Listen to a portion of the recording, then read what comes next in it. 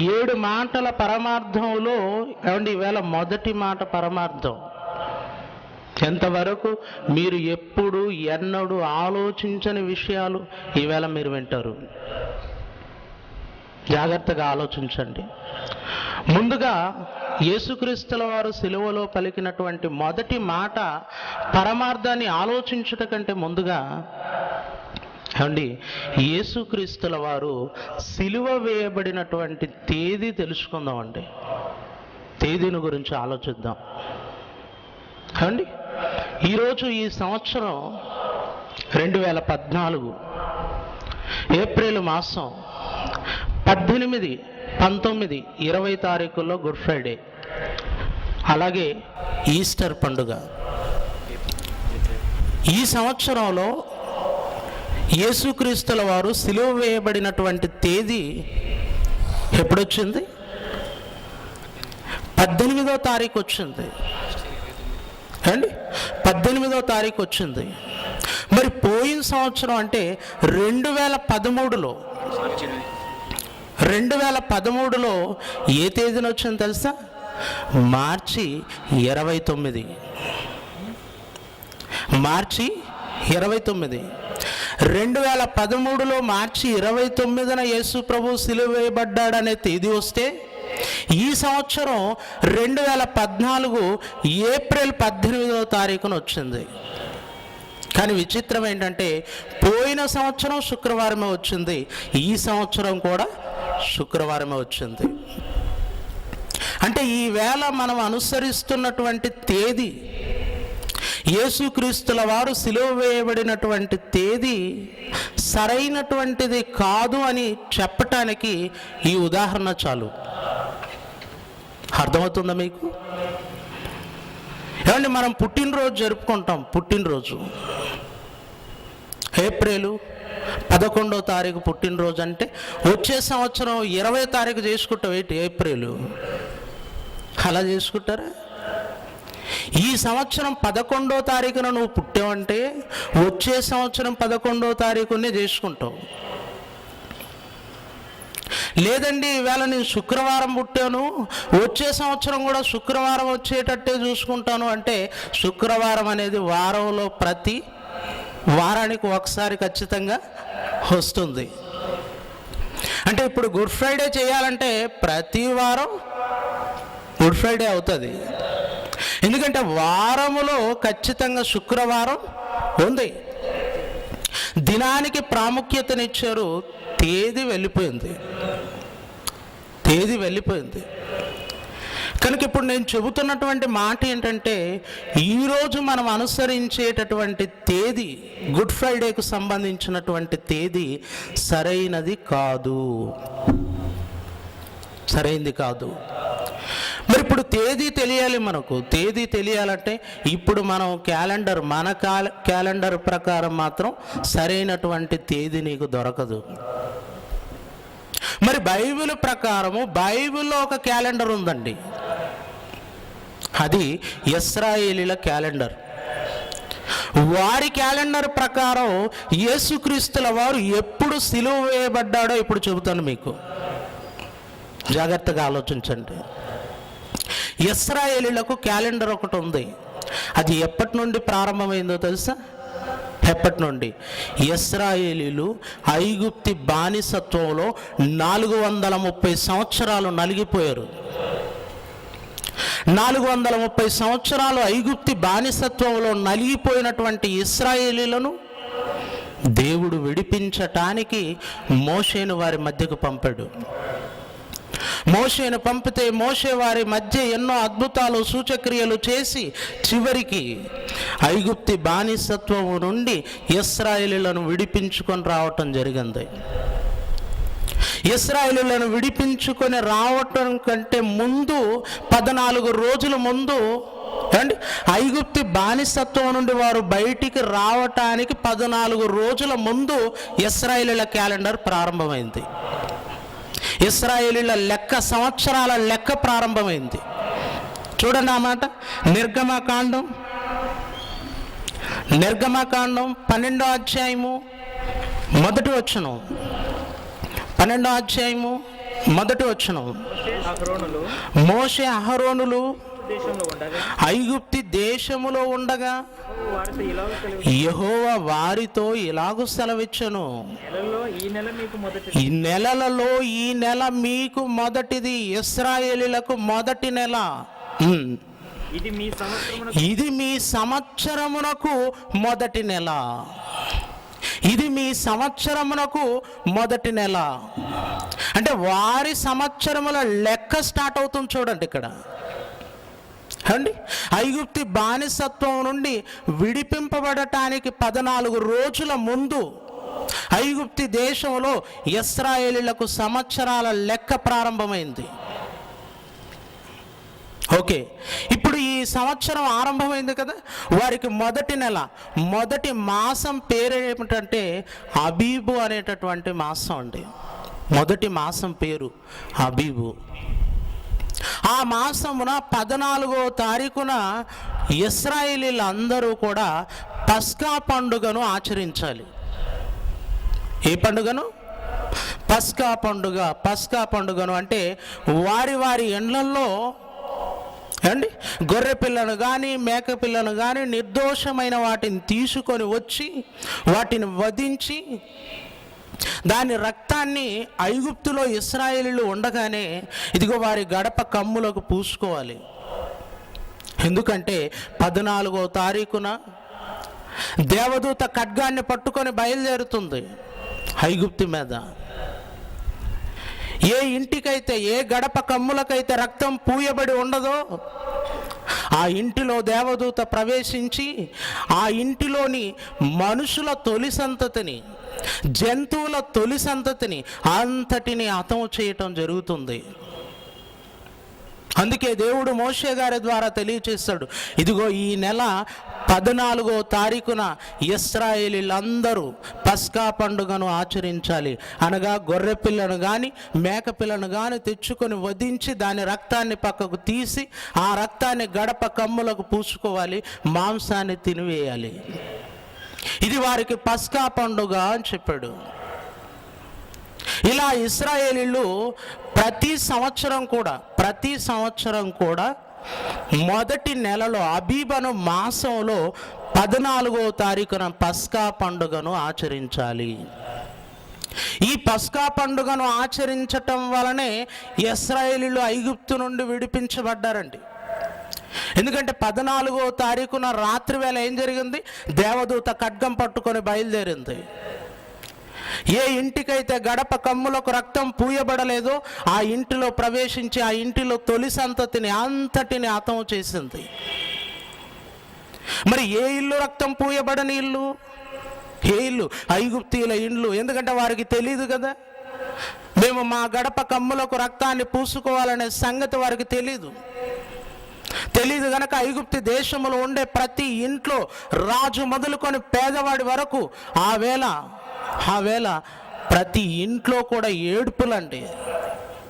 అర్ధరాత్రి వేళ దేవదూత ప్రతి ఇంట్లో ప్రవేశించి మనుషుల తొలి సంతతిని, జంతువుల తొలి సంతతిని హతం చేయటం జరిగింది.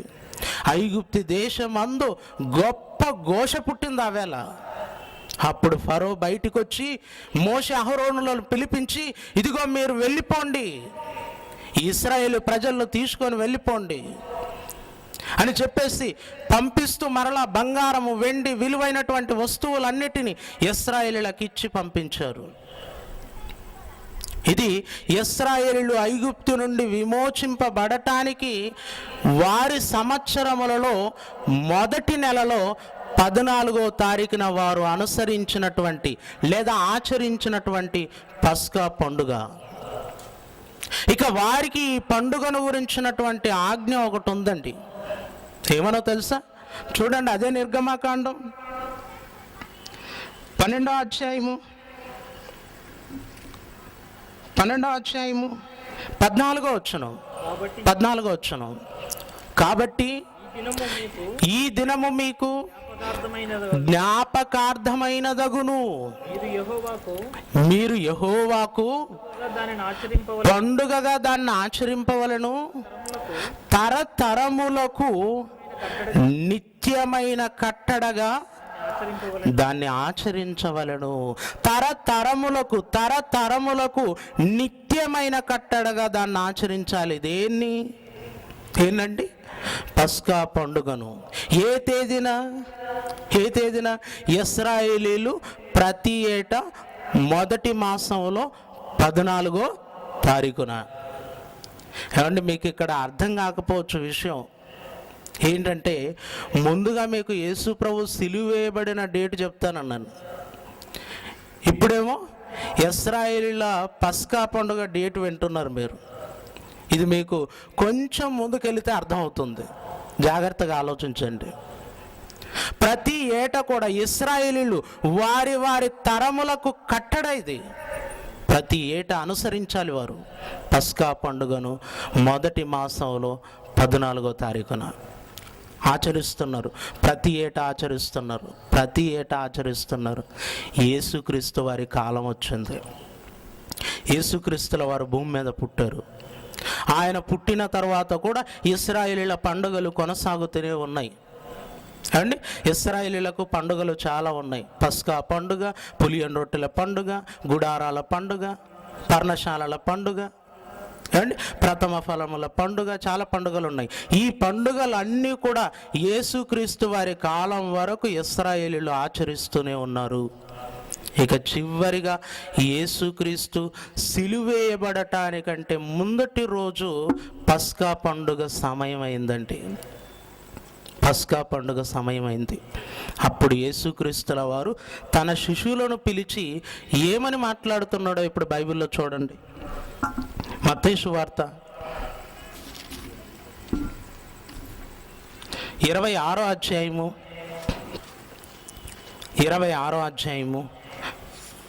17వ వచనం. పులియని రొట్టెల పండుగలో 17వ వచనం. పులియని రొట్టెల పండుగలో మొదటి దినమందు శిశువులు యేసునొద్దకు వచ్చి పస్కాను భుజించుటకు మేము నీ కొరకు ఎక్కడ సిద్ధపరచగోరుచున్నావని అడిగిరి. అందుకు ఆయన, మీరు పట్టణమందున్న పలాని మనుషుని యొద్దకు వెళ్ళి, నా కాలము సమీపమై ఉన్నది, నా శిశువులతో కూడా నీ ఇంట పస్కాను ఆచరించెదనని బోధకుడు చెప్పుచున్నాడని అతనితో చెప్పుడనెను. అండి, నేను పస్కాను ఆచరించాలి అనుకుంటున్నాను. ఇదిగో పట్టణంలోకి వెళ్ళి పలాని మనుషుని కలిసి అతని ఇంట పస్కాను సిద్ధపరచండి అని శిష్యులకు చెప్పాడు. వారు వెళ్ళిపోయారు. వెళ్ళిపోయిన తర్వాత ఏం చేశారు చూడండి, 19వ వచనం. యేసు తమకు ఆజ్ఞాపించిన ప్రకారం శిశువులు చేసి పస్కాను సిద్ధపరిచిరి. సాయంకాలం అయినప్పుడు ఆయన 12 మంది శిష్యులతో కూడా భోజనమునకు కూర్చుండెను. అండి, పస్కాను భుజించుటకు కూర్చున్నాడు, పస్కాను ఆచరిస్తున్నాడు. ఇప్పుడు మీరు బాగా ఆలోచించాలి. పాత నిబంధన చరిత్రలో ఇశ్రాయేలీలకు దేవుడిచ్చినటువంటి చట్టంలో పస్కా పండుగ ఏ తేదీన ఆచరించాలి? ఏ తేదీ? 14వ తేదీ. ఏ నెల? మొదటి నెల. ప్రతి ఏటా కూడా అంతే వస్తుందండి, ప్రతి ఏటా కూడా. కనుక మొదటి నెలలో 14వ తారీఖున ఇప్పుడు యేసుక్రీస్తుల వారు పస్కాను ఆచరిస్తున్నాడు. పస్కాను ఆచరించటానికి శిశువులతో గదిలో కూడుకున్నాడు. ఏమండి, సాయంకాలం అండి, అది సాయంకాలం పస్కాను భుజించటానికి కూడుకున్నాడు, పస్కాను భుజించాడు. ఆ తర్వాత ఇంకా ఏం జరిగిందనే విషయంలోకి వెళ్ళిపోట కంటే ముందు మరొక విషయం మీకు తెలియాలి అండి. మరొక విషయం మీకు తెలియాలి. అది ఏంటంటే, బైబిల్ ప్రకారము దినారంభం అనేది ఎప్పుడవుతుంది? బైబిల్ ప్రకారం దినారంభము అనేది ఎప్పుడవుతుంది? ఇప్పుడు మన భారత కాలమానం ప్రకారం దినారంభం ఎప్పుడండి? ఎప్పుడు? రాత్రి 12 గంటలకు. అంతేనా? రాత్రి 12 గంటలకు. ఈవేళ రాత్రి 12 అయ్యిందనుకోండి, మనం 11వ తారీఖులో ఉండం, 12వ తారీఖులో అడుగు పెడతాం. అంటే మన భారత కాలమాన ప్రకారం మనకు దినారంభం ఎప్పుడు అంటే రాత్రి 12 గంటలకు. కానీ బైబిల్ ప్రకారం దినారంభం ఎప్పుడు అంటే సాయంకాలముననే దినారంభం. సాయంకాలం నుండే దినం ఆరంభం అవుతుంది. కావాలంటే చూడండి బైబిల్లో. ఆదికాండం 1వ అధ్యాయం, ఆదికాండం 1వ అధ్యాయము 5వ వచనం, 5వ వచనం, 5వ వచనం. దేవుడు వెలుగునకు పగలనియు చీకటికి రాత్రనియు పేరు పెట్టెను, అస్తమయమును ఉదయమును కలుగగా ఒక దినమాయను. అస్తమయమును ఉదయమును కలుగగా ఒక దినమాయను అంటే ఇక్కడ దినారంభం అనేది ఎక్కడి నుండి చెబుతున్నాడు? ఎక్కడి నుండి? అస్తమయం, సూర్యుడు అస్తమించేటటువంటి టైం నుండి చెబుతున్నాడు. అస్తమయమును ఉదయమును కలగగా ఒక దినమాయను అంటే బైబిల్ ప్రకారం దినారంభము అనేది సాయంకాలం నుండే స్టార్ట్ అవుతుంది. ఇంకా మీకు అర్థం కావటానికి మరొక వాక్యాధానం చూడండి. లేవియాకాండం 23వ అధ్యాయం 32వ వచనం, 32వ వచనం. అది మీకు మహావిశ్రాంతి దినము, మిమ్మును మీరు దుఃఖపరుచుకొనవలసిన దినము.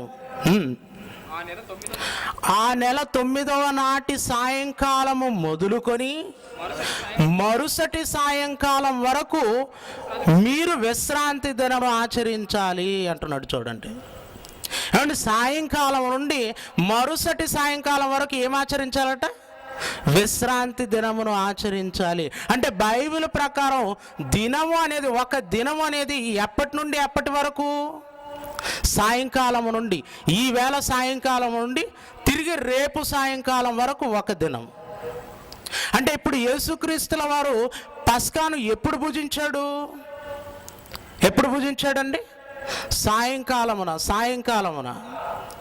మొదటి మాసంలో 14వ తేదీన సాయంకాలమున పస్కాను ఆచరించాడు. ఇప్పుడు ఆ 14వ తారీఖు ఎప్పటికైపోతుంది? మరుసటి రోజు సాయంకాలమునకు అయిపోతుంది. ఏమంటే మీరు బాగా వినాలి, చాలా జాగ్రత్తగా వినాలి. బైబిల్ బోధిస్తున్నాను నేను. ఏమండి గతంలో మీరు ఎప్పుడు ఎక్కడా వినని విషయాలు ఇవి. మీకు బహుశా ఎప్పుడు కూడా బోధించాల్సింది ఏంటంటే భార్యాభర్తల సమస్యలు చెప్పాలి, ప్రేమికుల సమస్యలు చెప్పాలి. ఎలాంటివి చెప్తే బాగా వింటారు మీరు. అందుకే దయచేసి ఆ ఆలోచనలో నుండి బయటికి రండి, బైబిల్లో దిగండి, ఆలోచించండి. దినారంభం, బైబిల్ ప్రకారం దినారంభం అనేది సాయంకాలం నుండి ఆరంభం అవుతుంది. అంటే ఇప్పుడు యేసుక్రీస్తుల వారు పస్కాను 14వ తారీఖున ఆచరిస్తున్నాడు. ఓకే, ఇప్పుడు మరుసటి సాయంకాలం వరకు 14వ తారీఖే, అది గుర్తుపెట్టుకోండి. ఓకే, ఇప్పుడు పస్కాను ఆచరించాడు. పస్కాను ఆచరించిన తర్వాత రాత్రి వేళ ఏం జరిగింది? రాత్రి వేళ ఏం జరిగింది చూడండి బైబిల్లో. మత్తయి సువార్త 26వ అధ్యాయము, మత్తయి సువార్త 26వ అధ్యాయము 30వ వచనం, 30వ వచనం. అంతటా వారు కీర్తన పాడి ఒలీవల కొండకు వెళ్ళిరి. ఎక్కడికి వెళ్ళిపోయారట?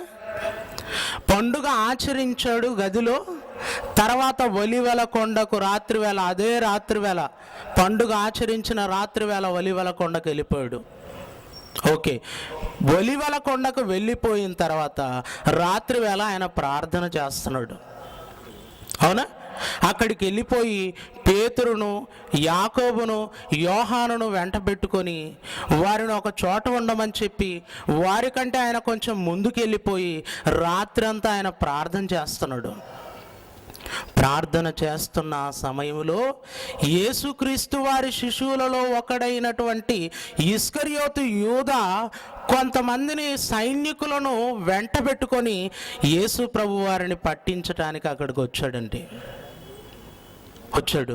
వచ్చి యేసుక్రీస్తు వారికి ముద్దు పెట్టాడు.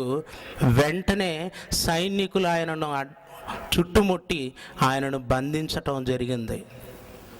ఇదంతా కూడా మీకు తెలుసు. కాకపోతే ఇదంతా ఎప్పుడు జరుగుతుంది అంటే 14వ తారీఖునే జరుగుతుంది, అది మర్చిపోకండి. రాత్రి వేళ జరుగుతుంది, 14వ తారీఖు రాత్రి వేళ. ఇస్కరియోతు యూదా ముందే చెప్పాడు, నేను ఎవరినైతే ముద్దు పెట్టుకుంటానో ఆయనే యేసు అని గుర్తు చెప్పాడు. చెప్పిన మాట ప్రకారం వారు సైనికులంతా ఇస్కరియోతు యూదా యేసుక్రీస్తును ముద్దు పెట్టుకోగానే వారంతా యేసుక్రీస్తును చుట్టుముట్టి ఆయనను బంధించేశారు. బంధించిన తర్వాత ఎక్కడికి తీసుకొని వెళ్ళారు అండి? బంధించిన తర్వాత ఎక్కడికి తీసుకొని వెళ్ళారు అంటే, ఎంతవరకు మనకు తెలిసినటువంటి సంగతి ఏంటంటే, యేసుక్రీస్తు వారిని బంధించారు, పిలాతు ఎదుట నిలబెట్టారు. ఇదేనా మీకు తెలుసు? ఇదేనండి, ఇదే తెలుసు. పిలాతు తీర్పు తీర్చాడు, ఆయనను సిలువనెక్కించారు. అవునా? ఇంతవరకు ఇదే విన్నాం, ఇదే మన మైండ్లో ఉంది. కానీ యేసుక్రీస్తు వారిని బంధించిన తర్వాత మొట్టమొదటిసారి తీసుకొని వెళ్ళింది పిలాతు దగ్గరికి కాదండి. ఎక్కడికి తీసుకొని వెళ్ళారో చూడండి ఇప్పుడు బైబిల్లో. యోహాను సువార్త 18వ అధ్యాయం, యోహాను సువార్త 18వ అధ్యాయము 12వ వచనం త్వరగా. అంతట సైనికులను, సహస్రాధిపతియు యూదుల బంట్రౌతులను యేసును పట్టుకొని ఆయనను బంధించి మొదట అన్నా యొద్దకు ఆయనను తీసుకొని పోయిరి. మొదట ఎక్కడికి తీసుకొని పోయారట? బంధించారు. మొదట ఎక్కడికి తీసుకొని పోయారు? అన్నా యొద్దకు తీసుకొని పోయారు. అన్న అనేటటువంటి ఒక వ్యక్తి, అధికారం ఉన్నాడు, అతని దగ్గరికి తీసుకొని వెళ్ళారు. అతని దగ్గరికి తీసుకొని వెళ్ళిన తర్వాత అతడు కొన్ని మాటలు మాట్లాడాడు. యేసు ప్రభు వారిని హింసించారు. ఏమండి, నువ్వేంటి, అసలు నీ సమస్య ఏంటి అని వాదించాడు. కానీ యేసు ప్రభు అక్కడ ఏమీ మాట్లాడలేదు. చివరికి అతడు ఏం చేశాడంటే కయపా యొద్దకు పంపించాడండి. మరలా ప్రధాన యాజకుడు అయినటువంటి కయపా యొద్దకు యేసుక్రీస్తుల వారిని పంపించాడు. ఆ మాట కూడా వాక్యాధారం చూడండి. ఇదే యోహాను సువార్త 18వ అధ్యాయము 24వ వచనం. అంతటా అన్న యేసును బంధించినట్టుగానే ప్రధాన యాజకుడైన కయపా యొద్దకు పంపెను. అన్న దగ్గరికి తీసుకొని వెళ్ళారు. అతడు ఎక్కడ పంపాడు? కయపా దగ్గరికి. కయపా దగ్గరికి వెళితే కయపా ఏం చేశాడంటే అతడు పిలాతు దగ్గరికి పంపాడండి. మరలా ఎక్కడికి పంపాడు? పిలాతు దగ్గరికి పంపాడు. పిలాతు దగ్గరికి వెళ్ళిపోయిన తర్వాత పిలాతు కొంతసేపు విచారించాడు. మరలా అదే రాత్రి వేళ పిలాతు హేరోదు దగ్గరికి పంపాడు. ఇవన్నీ వాక్య రుజువులు ఉన్నాయి, అనవసరంగా ఏది మాట్లాడటం లేదు. కాకపోతే సమయం తక్కువగా ఉంది కనుక త్వరగా వెళ్ళిపోతున్నాను. ఆలోచించండి. మొదట అన్నా దగ్గరికి తీసుకొని వెళ్ళారు. అతడు కయపా దగ్గరికి పంపాడు. కయపా పిలాతు దగ్గరికి పంపాడు. పిలాతు హేరోదు దగ్గరికి పంపాడు యేసు ప్రభువును. ఎందుకు హేరోదు దగ్గరికి పంపాడు అంటే యేసుక్రీస్తు గలిలయుడు అని తెలిసిందంటే. గలిలయుడు అని తెలియగానే ఇదిగో గలిలయ ప్రాంతం హేరోదు కిందికి వస్తుంది కనుక ఈ కేసు అక్కడికి వెళ్ళటమే మంచిది అనుకున్నాడు. అక్కడికి వెళ్ళటమే మంచిదని యేసుక్రీస్తు వారిని అక్కడికి పంపించాడు. హేరోదు చాలా కాలం నుండి ఎదురు చూస్తున్నాడట. ఏమనో తెలుసా? యేసు ప్రభువును నేను చూడాలి అని. యేసు ప్రభువును నేను చూడాలి అనుకుంటున్నటువంటి అతడికి ఒక్కసారిగా యేసు ప్రభువుకే తీర్పు చెప్పేటటువంటి అవకాశం వచ్చింది. అతని దగ్గరికి తీసుకొని పోబడ్డాడు యేసుక్రీస్తు. చూశాడు, ఏమంటే కొన్ని మాటలు అడిగాడు. యేసు ప్రభు ఏమీ మాట్లాడలేదు, మౌనంగా ఉండిపోయాడు. మరలా హేరోదు పిలాతు దగ్గరికి పంపాడు. ఈ కేసు డీల్ చేయటం నాతో కాదు, పిలాతు దగ్గరికి తీసుకొని వెళ్ళండి అని పంపాడు. ఏమంటే ఆ వేళ ఒక అద్భుతమైనటువంటి విషయం ఏంటంటే పిలాతు గారు హేరోదు గారు అంతకుముందు శత్రువులండి. ఇద్దరు అంతకుముందు ఎవరు? వారిరువురు శత్రువులు.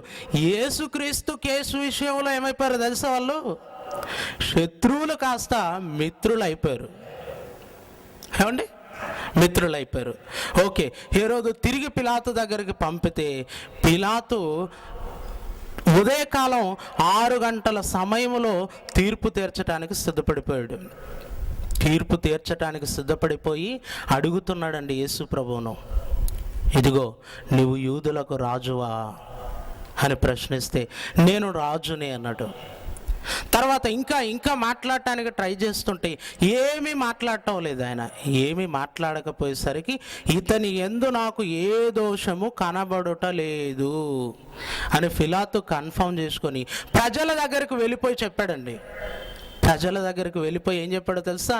ఇదిగో యేసుక్రీస్తును నేను విమర్శించాను, కానీ ఆయనలో ఏ దోషము నాకు కనబడుటలేదు.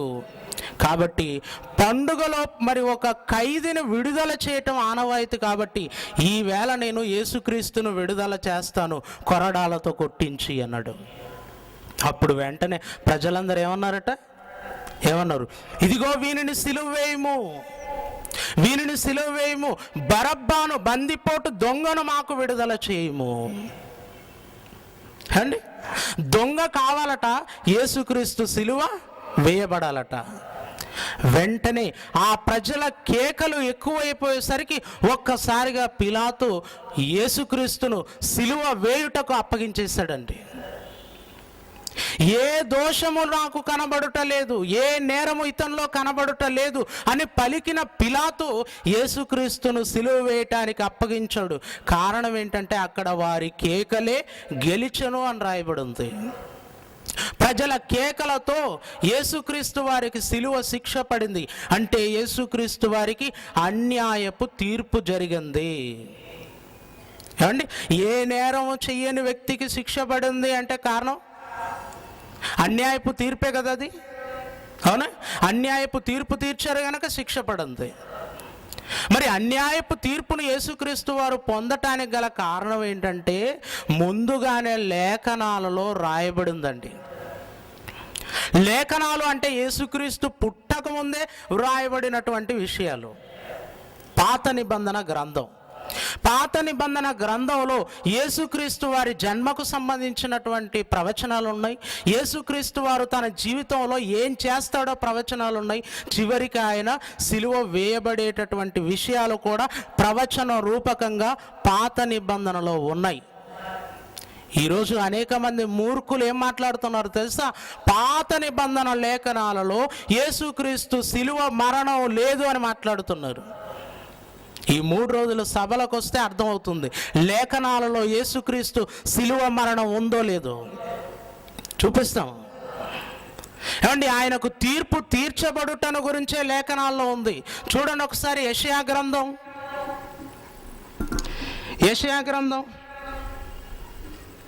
53వ అధ్యాయము 7-8 వచనాలు. అతడు దౌర్జన్యమునందెను, బాధింపబడినను, నోరు తెరవలేదు. వదకు తేబడు గొర్రెపిల్లయు, బొచ్చు కత్తరించు వాని ఎదుట గొర్రెయు మౌనముగా నుండునట్లు అతడు నోరు తెరవలేదు. అన్యాయపు తీర్పును నొందినవాడై అతడు కొనిపోబడను. ఈ మాటలు ఎవరి గురించి అనుకుంటున్నారు? ఎవరి గురించి? యేసుక్రీస్తుల వారిని గురించి అండి. కొన్ని వందల సంవత్సరాల క్రితమే ఆయన భూమి మీదకి రాకముందే లేఖనాలలో దేవుడు రాయించాడు యేసుక్రీస్తు అన్యాయపు తీర్పును పొందుతాడు అని. ఏమండి, యేసుక్రీస్తులో నేరం అనేది ఉంటే, దోషం అనేది ఉంటే అన్నా దగ్గరికి, కయపా దగ్గరికి, హేరోదు దగ్గరికి, పిలాతు దగ్గరికి తిరగవలసిన అవసరత లేదు. తప్పు చేసిన వాడిని ఒకరు తీర్పు తీర్చగలరు. ఇన్ని స్థలాలకు ఆయనను తిప్పారు అంటే ఎవ్వరికి కనబడలేదు ఆయనలో దోషం. మరి ఎవ్వరికి ఏ దోషమో కనబడకపోయినా యేసుక్రీస్తు సిలువ వేయబడ్డాడంటే కారణం ఏంటి? ఇదిగో ఆయన అన్యాయపు తీర్పును పొందుతాడని ముందుగానే లేఖనాలలో వ్రాయబడి ఉంది. వ్రాయబడినదే నెరవేర్పు. అందుకే పిలాతు గారు ఎలాంటి తీర్పిచ్చాడో చూడండి. ఉదయం 6 గంటల సమయంలో తీర్పిచ్చాడు. ఏమిచ్చాడో చూడండి. యోహాను సువార్త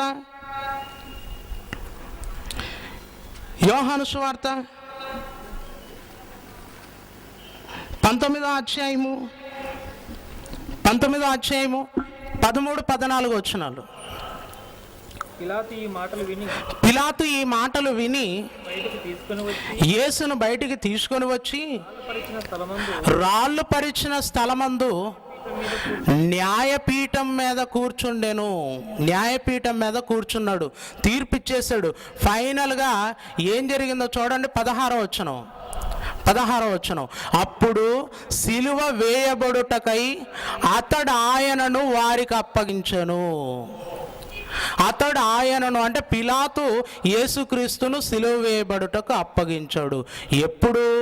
ఉదయం 6 గంటలకండి. 14వ వచనం చూడండి. 14వ వచనం. ఆ దినము పస్కాను సిద్ధపరచు దినము. అప్పుడు ఉదయము 6 గంటలు కావచ్చును. ఎన్ని గంటలకు? 6 గంటలకండి. ఏ తేదీ అది? ఏ తేదీ? అబీబను మొదటి మాసంలో 14వ తేదీ. 6 గంటలకు తీర్పు తీర్చబడింది. యేసుక్రీస్తు వారిని సిలువకు అప్పగించారు. అప్పగించిన తర్వాత యేసుక్రీస్తును సిలువ వేశారండి. ఎన్ని గంటలకు వేశారో తెలుసా సిలువ? ఎన్ని గంటలకండి? చాలామందికి తెలీదు. తెలుసా? యేసు ప్రభు వారు సిలువ వేయబడినటువంటి టైం చెప్పాడంటే ఎవరు చెప్పలేదు. ఏమండి, క్రైస్తవులకే తెలీదు. కానీ ఈ మధ్య కాలంలో యూనివర్సల్ ఇస్లామిక్ రీసెర్చ్ సెంటర్ షెఫీ అనేవాడు మాట్లాడుతున్నాడు. యేసు ప్రభు సిలువ వేయబడలేదు, సిలువ మీద చనిపోలేదు, 300 లేఖనాలు నేను చూపిస్తానని మాట్లాడుతూ 300 లేఖనాలు మాట్లాడే ఈ ప్రబుద్ధుడు యేసు ప్రభు సిలువ వేయబడిన టైం చెప్పు అంటే ఏం చెప్తాడు తెలుసా? శుక్రవారం మధ్యాహ్నం 3 గంటలకు సిలువ వేయబడ్డాడు అంటాడు. గతంలో మాట్లాడానండి. యేసు తర్వాత వచ్చిన ఆదరణకర్త ఎవరు అనే సీడీలో రుజువులతో ఉన్నాయి. చూడండి, శుక్రవారం మధ్యాహ్నం 3 గంటలకు సిలువ వేయబడ్డాడట. నిజమా? బైబిల్ ప్రకారం అన్నాడు. మరలా శుక్రవారం మధ్యాహ్నం 3 గంటలకు సిలువేశారు. శుక్రవారం మధ్యాహ్నం 3 గంటలకు సిలువేశారు. శుక్రవారం మధ్యాహ్నం 3 గంటలకు సిలువేశారు. తప్పండి. బైబిల్ ప్రకారం యేసు ప్రభు వారు అబీబను మాసంలో 14వ తారీఖున ఎప్పుడు సిలువేయబడ్డాడో చూడండి. మార్కు సువార్త 15వ అధ్యాయము 25వ వచనం. ఆయనను సిలువ వేసినప్పుడు పగలు 9 గంటలాయను. ఎప్పుడట? బైబిల్ ప్రకారం ఎప్పుడు? 9 గంటలు. ఏమండి, ఇది భారత కాలమానం కాదు, మీరు బాగా గుర్తుపెట్టుకోవాలి. ఇది మన దేశపు టైం కాదు, ఇజ్రాయేలు దేశానికి సంబంధించింది. ఓకే, పగలు 9 గంటలకు. తీర్పు తీర్చింది ఎప్పుడు? ఉదయం 6 గంటలకు. అంటే 6 గంటల నుండి 9 గంటల వరకు ఆయనను కొరడాలతో కొట్టారు, ముళ్ళ కిరీటం పెట్టారు, తర్వాత సిలువను మోయించారు. ఏమండి, గొల్గొతా కొండ మీదకి తీసుకొని వెళ్ళి అక్కడ సిలువ వేశారు. పగలు 9 గంటలకు సిలువ వేశారు. సిలువ వేసిన తరువాత ఆయన ఎదుట ఏమేం జరుగుతుందన్నది మనం ఆలోచిస్తేనండి, కొంతమంది వస్తున్నారు సిలువ దగ్గరికి, చూస్తున్నారు, మాట్లాడుతున్నారట. ఏమని? ఆహా, ఇతడు దేవుని కుమారుడు కదా, ఇతడు మన మధ్య అద్భుతములు చేసినవాడు కదా, ఇతడేంటి ఇప్పుడు సిలువలో వేలాడుతున్నాడు? ఇప్పుడు ఇతనిని మనం నమ్మాలి అంటే ఇతడు సిలువ మీద నుండి దిగి వస్తే మనం నమ్ముతాము అని కొంతమంది మాట్లాడుతున్నారు. సిలువ వేసిన వారేమో నేరస్తులతో పాటు యేసుక్రీస్తును సిలువేశారండి. కుడివైపున ఒకరిని, ఎడం వైపున ఒకరిని సిలువేశారు. వారిద్దరూ నేరస్తులే, నేరం చేసిన వారే. వారితో పాటు యేసుక్రీస్తును సిలువేశారు. ఆయన చుట్టూ ఉన్నవారు హేళన చేస్తున్నారు. ఇక సైనికులు ఏం చేస్తున్నారు తెలుసా? సైనికులు ఆయన వస్త్రములను పంచుకుంటున్నారండి. ఇవన్నీ చూస్తూ సిలువలో వేలాడుతున్నటువంటి యేసుక్రీస్తుల వారు మొట్టమొదటి మాట పలికాడు. ఏంటా మాట? లూకాసు వార్త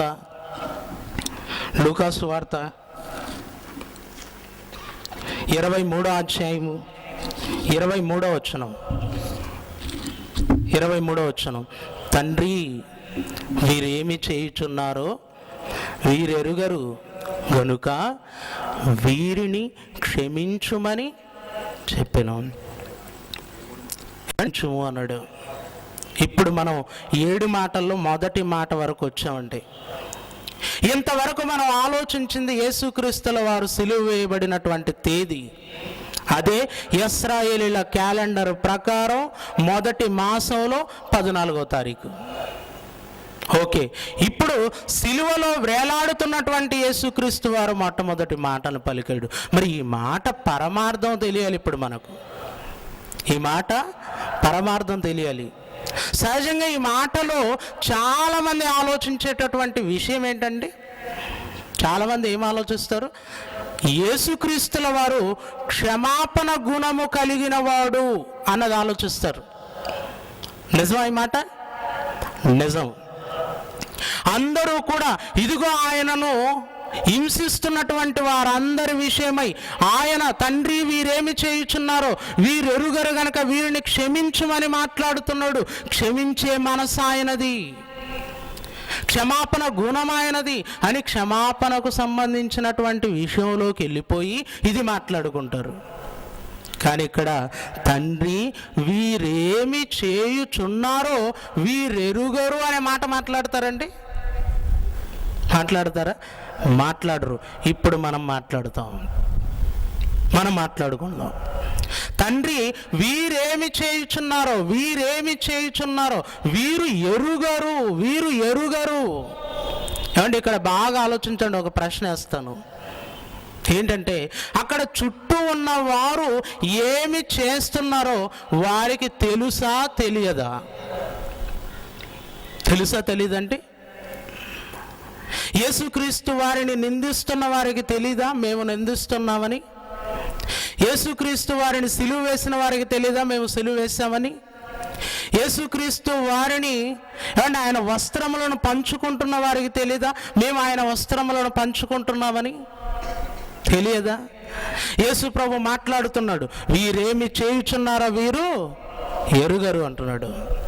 మరి వారికి తెలీదా అంటే, వారు చేస్తున్నది వారికి తెలుసు, కానీ వారికి తెలియనిది ఇంకొకటి ఉంది. అదేంటో తెలుసా?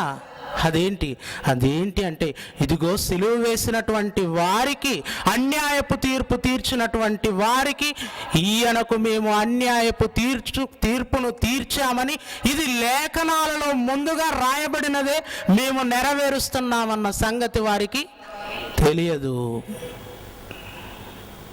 ఆలోచించండి ప్రియులారా. నిందిస్తున్నటువంటి వారికి తెలియదు మేము నిందిస్తున్నాము, ఇది ముందుగా లేఖనాలలో రాయబడినదే మేము నెరవేరుస్తున్నామన్న విషయం వారికి తెలియదు. వస్త్రములు పంచుకుంటున్నటువంటి వారికి తెలియదు లేఖనాలలో రాయబడిందే మేము నెరవేరుస్తున్నాము అని. తెలుసండి? తెలీదండి. లేఖనాలలో ఉన్నాయి విషయాలు, లేఖనాలలో ఉన్నాయండి. చూడండి లేఖనాల్లో ఏమండి, యేసుక్రీస్తుల వారిని 2 దొంగలతో పాటు సిలువేశారు కదా. 2 దొంగలతో పాటు సిలువేశారు. మరి 2 దొంగలతో పాటు సిలువేశారంటే ఆ విషయం లేఖనాలలో ఉందో లేదో చూడండి. మార్కు సువార్త 15వ అధ్యాయము 27వ వచనం. మరియు కుడివైపున ఒకనిని ఎడమ వైపున ఒకనిని 2 బందిపోటు దొంగలను ఆయనతో కూడా సిలువ వేశారు. మరి ఇప్పుడు ఇది లేఖనం నెరవేర్పు అన్నది వేసిన వారికి తెలియదండి, కానీ ఇది లేఖనాలలో ఉంది. ఎక్కడుంది అంటే అక్కడే ఒకటేసాడు. కింద పుట్నోట్లో ఏం రాయబడింది చూడండి. అప్పుడు ఆయన అక్రమార్కులలో ఒకడుగా ఎంచబడనని చెప్పు లేఖనము నెరవేరినది. లేఖనం ముందుగా రాయబడింది, ఇక్కడ నెరవేరుతుంది. అక్రమకారులలో ఆయన ఒకడుగా ఎంచబడతాడు. ఆ లేఖనం నెరవేర్పే ఇప్పుడు యేసుక్రీస్తుల వారు నేరస్తులతో పాటు సిలువ వేయబడటం. ఈ లేఖనం ఎక్కడుంది? యెషయా గ్రంథం 53వ అధ్యాయము 12వ వచనంలో ఈ లేఖనం ఉంది. ఆ లేఖనం నెరవేర్పు కొరకే యేసుక్రీస్తు వారిని నేరస్తులతో పాటు సిలువ వేశారు. సిలువ వేసిన వారికి లేఖనాన్ని నెరవేరుస్తున్నామని తెలియదు. తర్వాత అన్యాయపు తీర్పును తీర్చిన వారికి తెలియదు, మేము ఈయనకు అన్యాయపు తీర్పును తీర్చామని. ఇప్పుడే లేఖనాల్లో చదువుకున్నారు కదా, లేఖనాల్లో రాయబడింది మేము నెరవేర్చామని వారికి తెలియదు. తర్వాత వస్త్రములు పంచుకుంటున్నారు. ఏమంటే ఆయన వస్త్రాలన్నీ పంచుకున్నారట, అంగి మాత్రం మిగిలిపోయిందట. అంగి ఎవరికి పంచాలో అర్థం కావటం లేదు.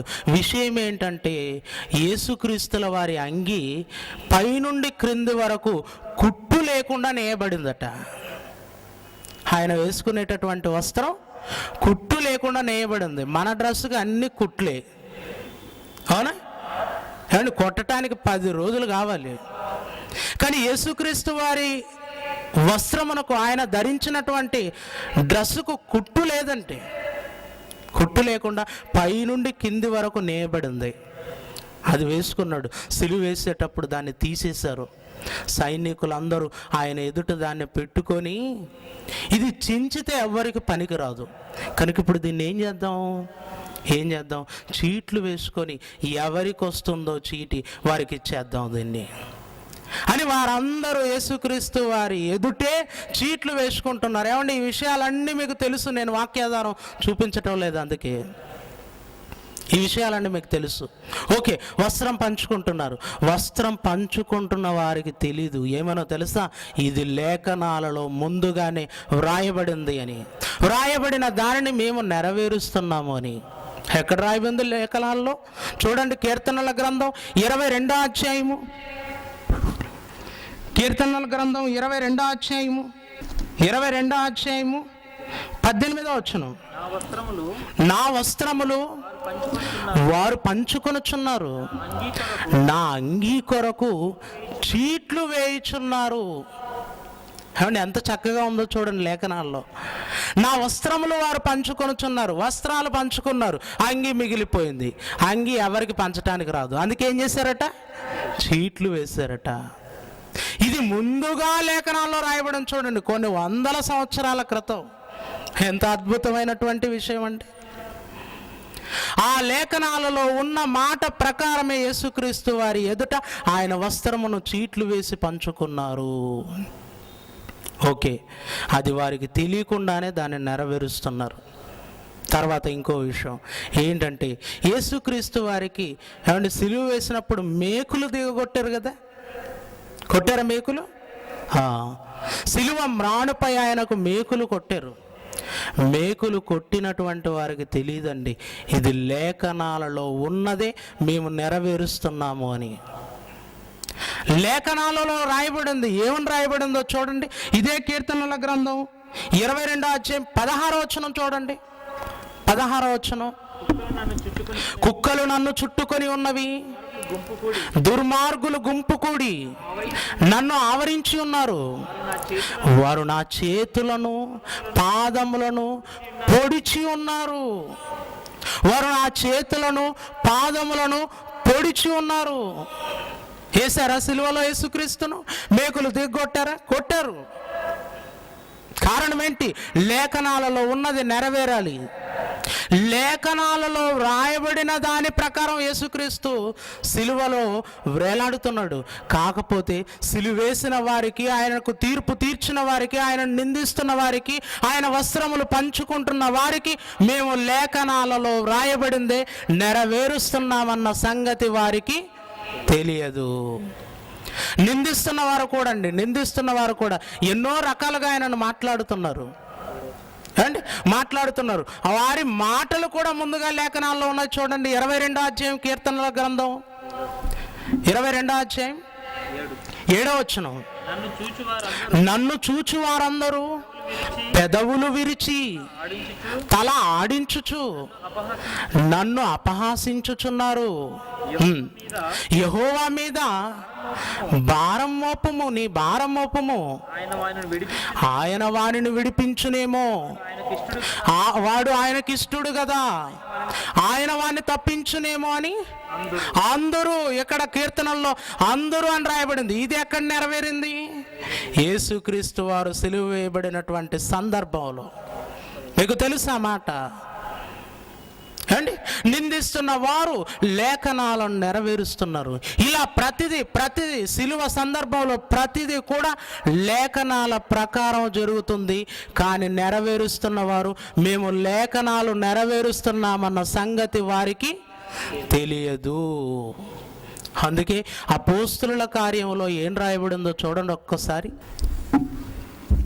అపోస్తుల కార్యములు 13వ అధ్యాయము 26వ వచనం. 13వ అధ్యాయము 26వ వచనం. సహోదరులారా, అబ్రహాము వంశస్థులారా, దేవునికి భయపడువారులారా, ఈ రక్షణ వాక్యము మన యొద్దకు పంపబడి ఉన్నది. యెరూషలేములో కాపురముండు వారును వారి అధికారులను ఆయననైనను ప్రతి విశ్రాంతి దినమున చదవబడుచున్న ప్రవక్తల వచనములనైనను ఎరుగక ఆయనకు శిక్ష విధించుట చేత ఆ వచనములను నెరవేర్చిరి. అండి, ప్రతిసారి ప్రతి విశ్రాంతి దినాన లేఖనాలు చదువుతున్నారు. కానీ ఎరుగక ఏం చేశారట? ఆయనకు శిక్షను విధించి ఆ లేఖనాలను నెరవేర్చారట. అందుకే యేసుక్రీస్తు సిలువలో ఏమని పలికాడు? మొట్టమొదటి మాట ఏమని పలికాడు? తండ్రి, వీరేమి చేయుచున్నారో వీరు ఎరుగరు. లేఖనాలు ఎరుగరు, లేఖనాలలో ఉన్నది నెరవేరుస్తున్నామన్న సంగతి వారికి తెలియదు. లేఖనాలను నెరవేరుస్తున్నారు కనుక వీరిని క్షమించుము అంటున్నాడు. ఇది యేసుక్రీస్తు వారు సిలువలో పలికినటువంటి మొట్టమొదటి మాట. యేసుక్రీస్తు వారు ఈ మాట పలకకపోతే తన చుట్టూ ఉన్నవారు లేఖనాలు ఎరుగక ఆయనను శిక్షిస్తున్నటువంటి వారందరూ ఏమైపోతారు తెలుసా? నరకానికి దిగజారిపోతారు, నశించిపోతారు. అంటే వారు నశించిపోకుండా వారు రక్షింపబడాలి అని యేసుక్రీస్తు వారు తండ్రికి మొరపెట్టినటువంటి మొట్టమొదటి మాటే, తండ్రి, వీరేమి చేయుచున్నారో వీరెరుగరు గనక వీరిని క్షమించుము. ఓకే, ఇప్పుడు యేసుక్రీస్తు వారు ఎంత అద్భుతమైనటువంటి మాటను పలికాడు కదా. మరి యేసుక్రీస్తును నమ్మినటువంటి మన పరిస్థితి ఏంటి?